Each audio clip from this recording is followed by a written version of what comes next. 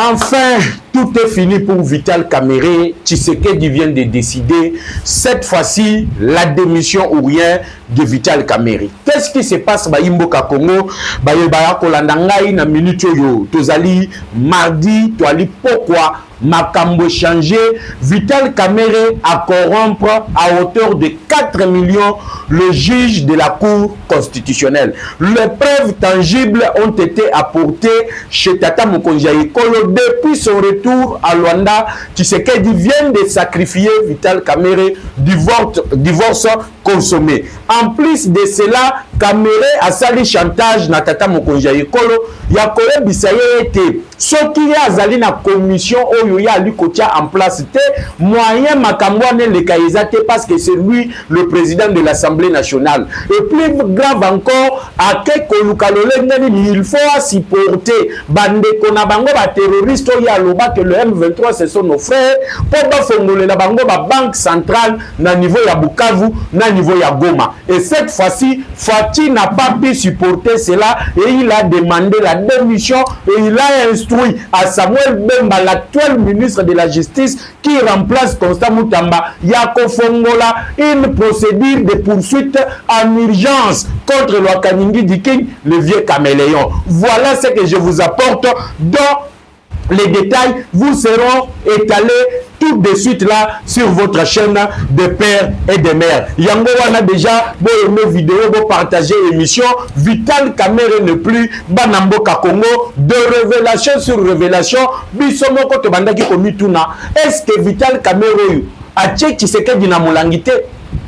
Kamerhe yo kisini ni akanga nango Tshisekedi. Mais cette fois-ci Banamboka Congo, les sources Tozali ko puiser l'information, le divorce total. Attendez-vous aujourd'hui à une déclaration de Vital Kamerhe pour se désolidariser. Parce que je vous avais dit ici, le Nazali na Makambuya, bon vidéo, parce que c'est la vidéo ici mérite d'être partagée parce qu'il y a une bonne nouvelle pour le peuple congolais. Ce qui n'a tout ni mutunawa, pena banziete mutuna ngo, ba yimbo kanyo so ba répondre. Banani bazali d'accord na démission ya Vital Kamerhe, qu'il part ou pas. Parce que bientôt, il va se prononcer. L'homme est cloué. Aujourd'hui cloué. Parce que même na Tanzanie a outu kobimisa ba conteneur. Il y a ma maison préfabriquée. Na minute au Tanzanie à lobby, Kamerhe n'a jamais payé l'argent. Ils doivent vendre ça aux enchères. Ça cloue encore l'homme. Na makambo ezali kotala le 57 millions, il y a Makambo ezali kotala 100 jours. Alors motuna nangambu nabino, bo commenter, bo partager émission, na lingi na yeba sondage na likosal. Vous allez d'accord ou pas, enfin Fati se débarrasse du serpent ancien, le risé qui s'est réincarné pour amener le malheur. Namboka Congo, République démocratique du Congo. Namboka Congo. Bon, élection na cour constitutionnelle. Je commence d'abord par là, mais il y a 3 points. Oyo Kaningi Diking, Fati a outu ko se débarrasser na ye. Depuis Luanda où il était, Fati très en colère. Pete lobaki ke, omoni mutu nyonso yo atikalaki. Leader président Moutou Makassi, Kabila Batikana Kagame, c'était le Kaningi Diking. Il fallait se débarrasser de lui de l'Assemblée nationale. Il est en train de tomber dans ses propres pièges. N'a l'objet aimé l'émission, partagez la vidéo. Le Kaningi est tombé dans son propre piège. Le plan qui était élaboré à la Kinine. Il y avait élection au niveau de la Cour constitutionnelle. Le Kaningi Diking, avec un réseau que vous allez être surpris, le lot, Bomona qui n'a pas babaki balobi Fifi Masuka liko sala musala malam. Zokande Fifi Masuka bimisi qui 4 millions, Kamera bimisi 4 millions, et comment qui 8 millions qui devraient se distribuer. Naba juge à Cour constitutionnelle, pour battre président à Cour constitutionnelle, on y a causé la obédience na bango. Et dans ces réseaux-là, Kamerhe, celui qui était à la tête, celui qui a proposé le flic, naba juge à Cour constitutionnelle. Image de Bimakate et Salinini, image de Bim. Conversation et ça, et Bimakate et Salinini, et Bimi. La date où les élections devraient se passer à la Cour constitutionnelle, lorsque le président l'a appris, il a dit net, il n'y aura pas élection au niveau de la Cour constitutionnelle. Qu'est-ce qui était recherché là-bas? En 2028, il y aura élection, il y a des députés. Kamere et toute sa bande. La première financière, il y a Mbongo et Komaki 8 millions, c'était Fifi Masuka qui a fait sortir 4 millions. Et on veut aujourd'hui que le ministre de l'Intérieur, le VPM Jacqueline Chabani, puisse prendre des ordres et des mesures sur la gouverneure du Lualaba.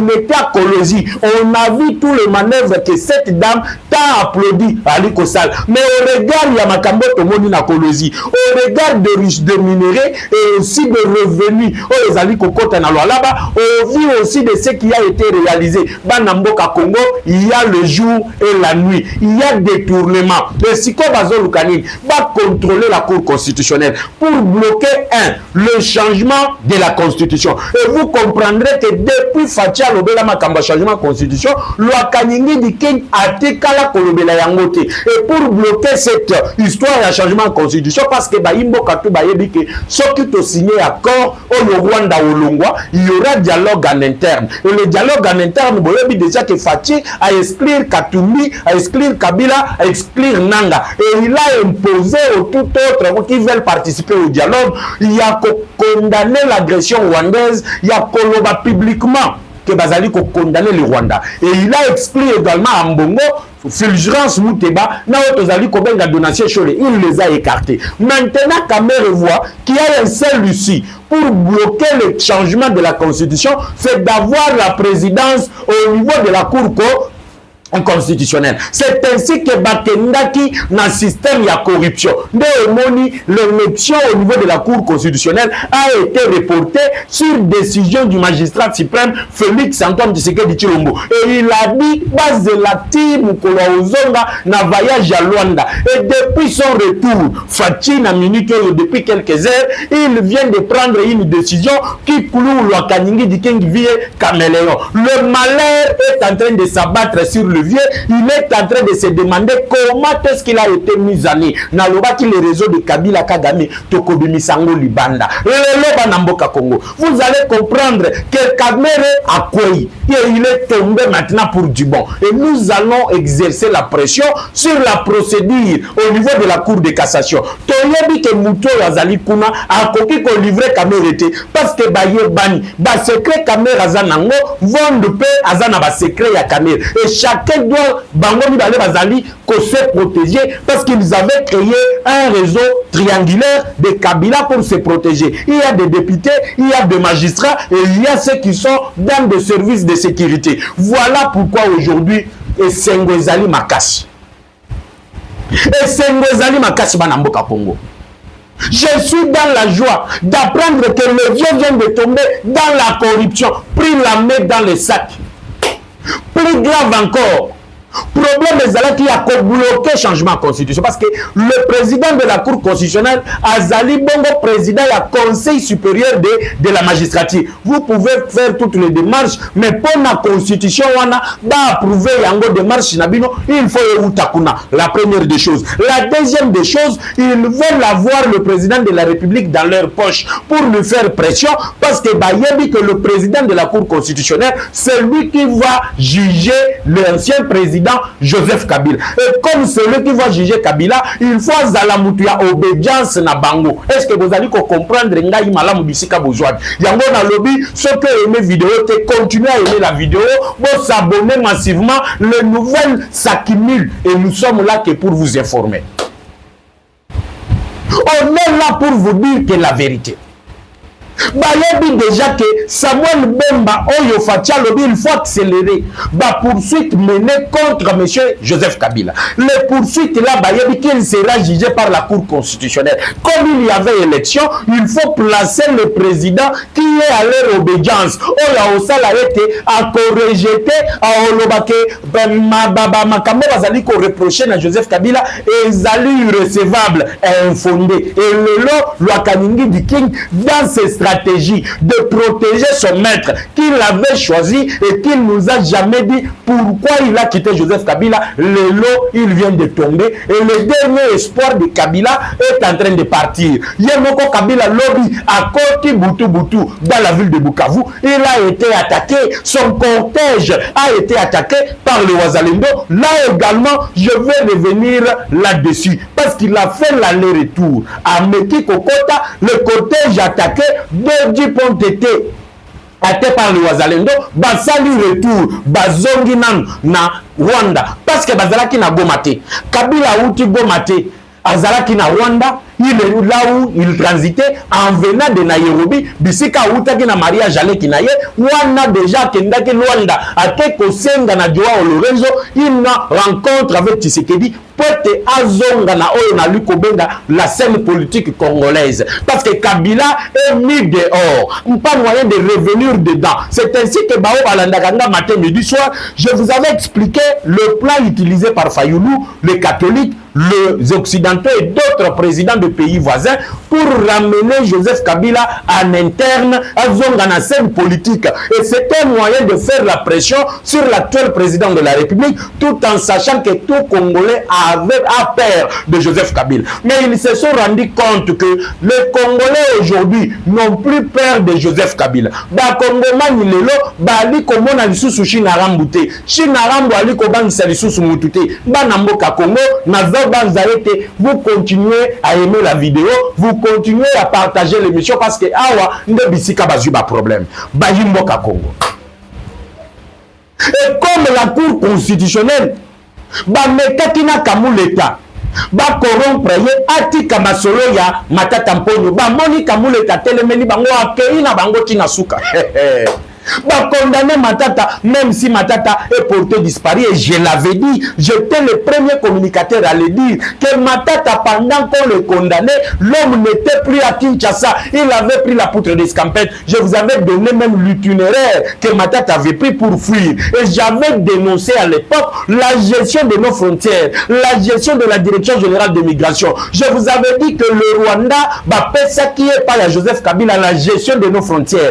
Gestion Bazouan Moutoyo Azali pro Kabila, pro Kagame, Bachaye comme directeur général. Voilà pourquoi le grand poisson, les grands éléments, les grands pions de Kabila ont réussi à s'échapper dans ce pays sans pourtant être inquiétés au niveau de la gestion de la frontière Nabiso. Là n'est pas d'abord la matière d'aujourd'hui parce que le communicateur de la République ne vous donne que des informations avec des détails pour que vous puissiez être sûr il y a Maïtoile Koloba et Zali Bongo Bosolo. Depuis qu'on a critiqué la gestion de nos frontières, depuis que le chef de l'État a mis en garde celui qui est là et bientôt il va partir parce que la nomination à l'Ikoya Kalamingité dans l'entreprise étatique paye na service de sécurité, paye à renseignement. Banamboka Congo.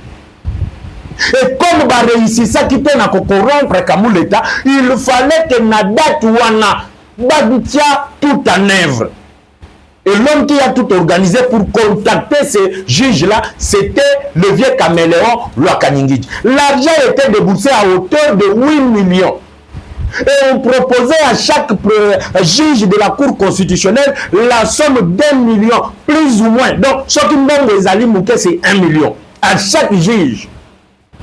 Pour voter le président de la Cour constitutionnelle, on lui a causé la obédience à Lwakaningiji. A rejeté les poursuites contre Hippolyte Kanambe, le Rwandais qui nous a infiltrés, qui nous a mené tout le malheur. Oh, ils allaient s'abattre à l'élo sur la scène politique.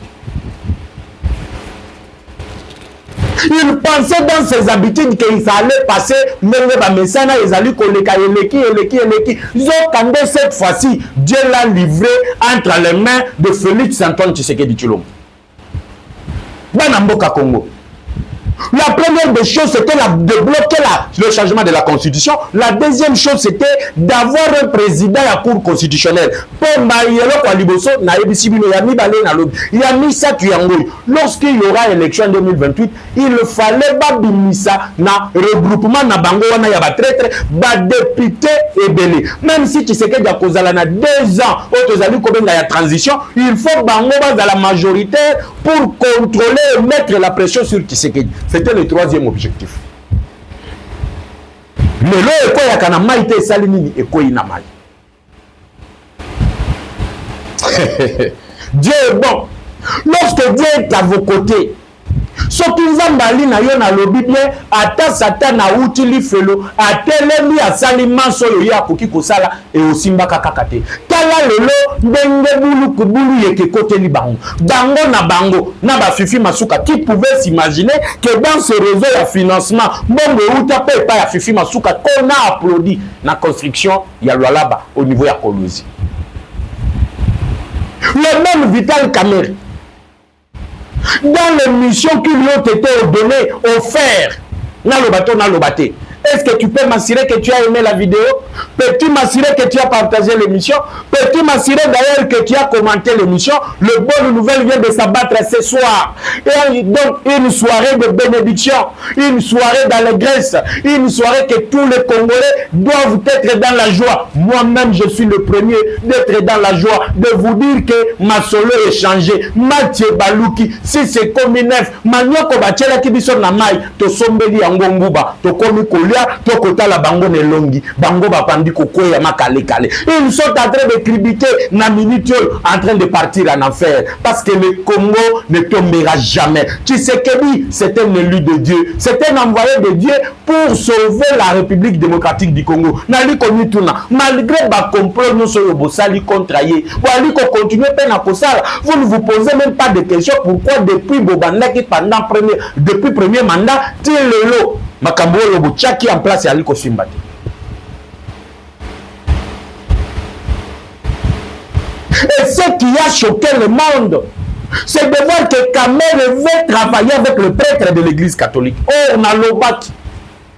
Réunion Isalemaki na Nairobi, Lwakanyingi a participé. Bazalaki na Kabila, Bazalaki na ba politicien en soutane. Oh, bobengi ba prêtre à l'église catholique, Ambongo Chole, Fulgurance Muteba. Tshisekedi a écarté bango na makambo ya dialogue. Alobi ba prêtre mususu bazal, mais bango lisa tuana tokoki komona bango lisusu te. Et moi j'ai dit au président de la République, tata mokonzi ekolo, bo permettre ngai ba na mboka Congo avant na développer kawana na yebisana no mokonzi ya mboka. Nous sommes dans un pays laïque. Dans aucun pays en Afrique, voire dans le monde, le prêtre ne cesse donc bakota kate na masolo politique ya gestion ya mboka baliko s'occuper na masolo à côté ya bandim. Ce qui totali pe na mboka na biso, il y a plusieurs détournements qui moyibi, viol, la prostitution, tout ce qui y a du péché, ça réside ici chez nous. Musala ba prêtre catholique eza hôtel ya bandimi na bango que batika kimoyibi, batika détournement, que le respecte le bien public parce que mongo bali ko détourner ezali mongo ya bayimbo kanyonso mongo contribuable congolais. Mais musala wana basala kate bango moko ba koma ba politicien ba lati sultan. Et vous devez faire très attention parce que Archange Touadéra-Minute, il est empoisonné, amené d'urgence. Faites aussi attention à la réception à l'Ikosal, Mokonjamboka.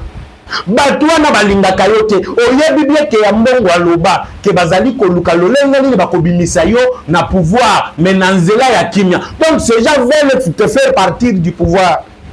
Il ne faut pas les faire confiance. Maintenant, j'entre si vous savez la commission que le président de la République a promis. Monsieur Lwakanyingi Caméléon, le serpent ancien Ali Koloba était hier en tant que président de l'Assemblée nationale, il faut aller à la commission parce que l'Assemblée nationale doit être informée de tout ce qui se passe. Et plus grave encore, Ali Koloba que Thérèse Kayikwamba, la ministre des Affaires étrangères, accord va signer Yangote, ce qui est Kayikwamba, Ali Kopesa Kamerhe, accord na mabokote. Et qu'est-ce qui est en train de lui faire dire ça? Pour Yoki que Nakati accord Rwanda, la RDC a gagné, na 5e point, l'intégration conditionnelle, il y a groupe armé non étatique. Que veut dire l'intégration conditionnelle des groupes armés non étatiques? Ça veut dire que le brassage, le mixage, depuis 2009 avec Joseph Kabila et Kosimbaka Lissous na Congo, c'était une ligne rouge qui a été tracée par le gouvernement congolais en se référant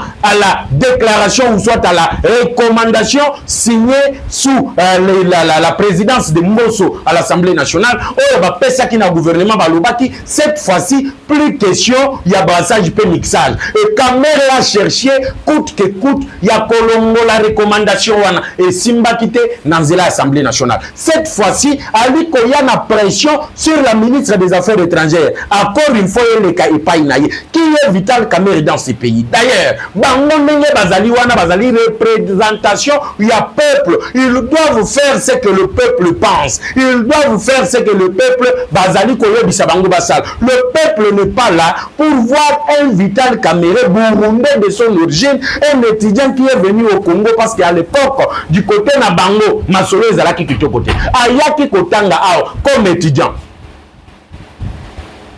Lelo, il commence à parler. Lelo, il commence à intimer l'ordre. Baya Kopé, ça y est accord. Qui est-il Vital Kamerhe? Yo, Zali super congolais. Voilà pourquoi on a le bas qui m'a kabouya oyo. Bazali ba malheur. Donc, ce qui Kamerhe Azali Lucifer, le serpent ancien, Kabouya Koki Kozala Petit Lucifer, le serpent ancien, qui a aidé Kamerhe à être là où il est. Naloba qui a Wakabouya, te Kaboulo Koso Yambongo. Kamerhe Ali Kokorompre yo matin, midi, soir. Kabouya Wetu, pour Alobi Chiluba, Kabouya Wetu. Aujourd'hui, Assemblée nationale au PCA, au Monisiko, au mauvais service au rendre un chef de l'État. Êtes-vous en train de vous rendre compte le mauvais service que Kamerhe est en train de rendre à la nation et il le rend en complicité avec Augustin Kabouya, le chef et le patron de la partie présidentielle. Qui est Kamerhe pour réclamer que Kayikwamba ya kopé ça y est accord? Qui est Kamerhe? Qui est Kamerhe Banamboka Congo? Un Burundais étranger qui vient nous imposer ici chez nous. Mais cette fois-ci, on ne va pas accepter. Même dialogue, on a dit, Kamerhe Azalate, commission, j'ai expliqué tout. Ezalaki plan ya ba Fayulu, ba Ambongo, ba Kamerhe et les autres, c'est tout un réseau des expatriés qui nous ont infiltrés. Na minute ya Koboma Kabiso, na minute na souci ya kosala ka transplantation pour que à la longue ata soki bango ba kufi bana na bango ba réclamer que bango ba lingi ba dépendre na Kinshasa te. Je l'ai dit et je le redirai encore. Aujourd'hui, le plan ezali na 4 ya ko s'exécuter, mais ça ne sera pas sous notre ère. Et kozala na génération na bisote oyo bino bokoya ko balkaniser mboka pe kokokisa ba plan na bino oyo bobanda depuis 1990 le Lumumba telemela bino et aussi Mbaté. Parce qu'aujourd'hui, nous n'avons pas un seul Lumumba, nous avons des millions et des millions de Lumumba qui vont s'ériger en obstacle na ba plan na bino. Et pour finir, akeko fongola oyo tozali kobenga sumino kendo fongola ba banki. Goma Bukavu bakoki ko fongola banki ndengene. Il le dit nuitamment zo kanga session ya parlement. Il le dit ba fongola ba banki pour financer qui? Yebisanga inam na bisiko yo Russia lui ko occupé na Ukraine. Est-ce que la banque nationale ukrainienne, la banque centrale ukrainienne ezali ko fonctionner là-bas? Ça c'est financer vos ennemis, financer les traîtres. Le lo bazali à court d'argent, bazali ko kokate bana mboka Congo. Ils sont en train de rechercher comment avoir l'argent pour fonctionner. Le Joseph Kabila Outagi Kokota na Goma. Je vous ai parlé le matin. Qu'est-ce que Kabila est allé faire à Bukavu plutôt? Ce n'est pas Goma mais Bukavu. Il est venu nuitamment. Il est arrivé nuitamment. Mais pourquoi lui n'arrive que la nuit? Et cette nuit-là, il a été accueilli chaleureusement par le Ouazalène. De Colombie accueilli chaleureusement, oui monsieur. Il a pris le premier soin. Oh, bah, le premier soin, Ezalakinin, Motepeli, des jeeps, ya cortège, Ezalaki atteint, et les 500 unités spéciales de l'armée rwandaise, oh, bah, compagnie Kaye, 12 d'entre eux sont morts sur place, et il a fait d'abord un retour. Et il est rentré, et vous allez voir que lobby, c'est là qu'il va commencer encore des consultations dans la ville de Bukavu. Et le Ouazalène lui promet, bah, il dit, Awa Ezali Gomate. Et celui qui a pris le devant, c'est le général Yakutumba Awa Ezali Gomate. Nous allons te dire bienvenue chez nous et tu dois fuir de toi-même dans la ville de Bukavu. Et pour finir, Kamerhe maintenant voulait que la banque Fongwa. Azali ko djembela na ba fonctionnaire, azali ko djembela na ba enseignant, mais il oublie que l'argent là, le directeur général de la direction provinciale il y a Nord Kivu na Sud Kivu bazala kalisusu wanate, qui va diriger l'argent. Plusieurs travailleurs, il y a Banque centrale Bakima. M23 ba terroriste wana ba sala manso pour ba détruire ba coffre fort, ba binisa misolo ezali na kati. Pendant que ça servir nango besimbate. Mais le vieux, donc le 3 points qui ont sacrifié Vital Kamerhe ce soir, yango wana na uti kopé sabino, c'était l'information en gros oyo na yela kibino mukolo lelo. Alors, banamboka Congo, pour que je puisse clôturer. Na lingi na yebisa bino boy. Banamboka Congo.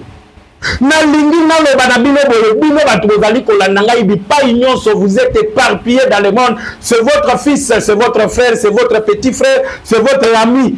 Les amis petit-fils Nabino, les communicateurs de la République. Matin, midi, soir, on est là. Voilà pourquoi tu lances ça qui appelle d'offres naba partenaire Nabiso. Aux $1, $2, écrivez-nous un numéro, Zali affiché. Ça va aider pour te développer plateau studio. Ça va nous permettre à consommer ma caméra Sika. Ça va nous permettre d'acheter des ordinateurs pour le montage des vidéos, de ce qu'on appelle des torches, des ampoules pour éclairer le plateau. Mais qu'est-ce qui se passe na minute oyo? Awa na Kinshasa izali ya koyinda. Population écueillie déjà liboso ya ndako ya caméra. Ni tete l'intervention des services à sécurité na minute oyo ndaki boyoka ke ndako ya caméra ezalaki ya kozika. La population en est marre de cet individu. Population ekolemba Vital Kamerhe bana mboka Congo. Na le baki que population soki esanzi yo, soki nzambe ye moko asanzi yo ali ko livrer yo. Là, ce qui est en train de lui arriver. L'homme est tombé, il est tombé dans son propre piège. Et moi, je suis en train de vous dire que nous devons nous réveiller. Le Congo n'est pas pour ces 80 personnes, un groupe de 80 personnes qui est en train de prendre le dessus sur plus ou moins 120 millions de Congolais éparpillés partout dans le monde. Batoazo benanga en Suisse, Batoazo benanga en Italie, Batoako benanga en Allemagne, ceux qui token tobima na mboka wana tokimande guerre, tokimande dictature, tozana posa makambo zonga na alima, potozonga epai na biso parce que libanda tozali malchanceux. Partout le roba to babenga ibalobi na Europe wana mobimba batu bazali insécurisé. Les sans-papiers moyens autant de les alités, bazo batama. Pourquoi bazo nyokoma? Parce que bakimaki passe. Oh, 80 groupes wana. À chaque fois on écoute toujours les caméras, les caméras, les caméras, les caméras. Cette fois-ci, vendent marche ezali koya na cour de cassation wana. To koya wana mobondo vendre mukolo wana okoyeba kiye kinwa, kiye peuple congolais. Tozana posa ya que réquisitoire per instruction et pesami pete caméra ya samba. Ba congolais bazana posa komona. Aujourd'hui c'est la deuxième fois que l'armée porte plainte contre Vital Kamerhe. Mais tozo mona vendre son protecteur ali kobatela la yekaka. Les vendre là à l'Ukobatelaï. Et vous savez que c'est le réseau et je l'ai déjà expliqué, je n'ai pas le temps. Mais cette fois-ci, je suis en train de mobiliser. Comme d'habitude, nous allons faire la pression. Yo Mutokozalate, Sokozana Maï, Moulanga Maï, Otinda, tu envoies toujours dans ces numéros-là, mais tu précises que moi, les alliés à Maï, à Batoba, Otambo, parce que nous serons devant la cour de cassation pour réclamer que Bakanga Vital Kamerhe et que le processus puisse aller aussi vite que Ndenge Basala qui processus ya Mutamba. Mutamba n'était pas sacrifié pour rien. Lelo na yebisa kibino. Mutamba est en train de clouer Vital Kamerhe d'une manière intelligente. Après avoir refusé sa démission par Fachi, 24 heures après, Mutamba Kendaki Kokutana na Fachi. Basololi ayebisi Fachi, je dois laver d'abord mon honneur. Parce que na minute soki oboni démission nanga, batu bakomona neti c'est toi qui protège les voleurs. Laissez-moi aller les affronter parce que pas même $1 natikala koyiba yangote. Et c'est après 2 heures de réunion entre Mutamba et Fachi que Fachi a accepté de prendre acte de la démission de Mutamba. Mais ils ont augmenté la sécurité pour te dire comment la République démocratique du Congo est en train de fonctionner. Et d'ailleurs, Mutamba n'enga li kotambola na azali na poison dans autres.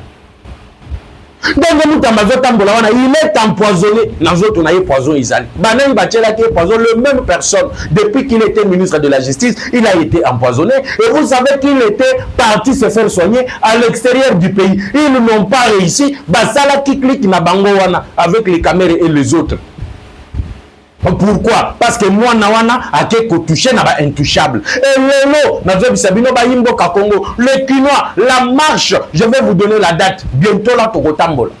Pona kaya Moutamba. Et bientôt là Tokotambola, ba kanga Vital Kamerhe. Lelo ba dossier zozonga 4. La Tanzanie est là. La Tanzanie fait appel au Congo depuis que ba maison préfabriquée na bino ezali a.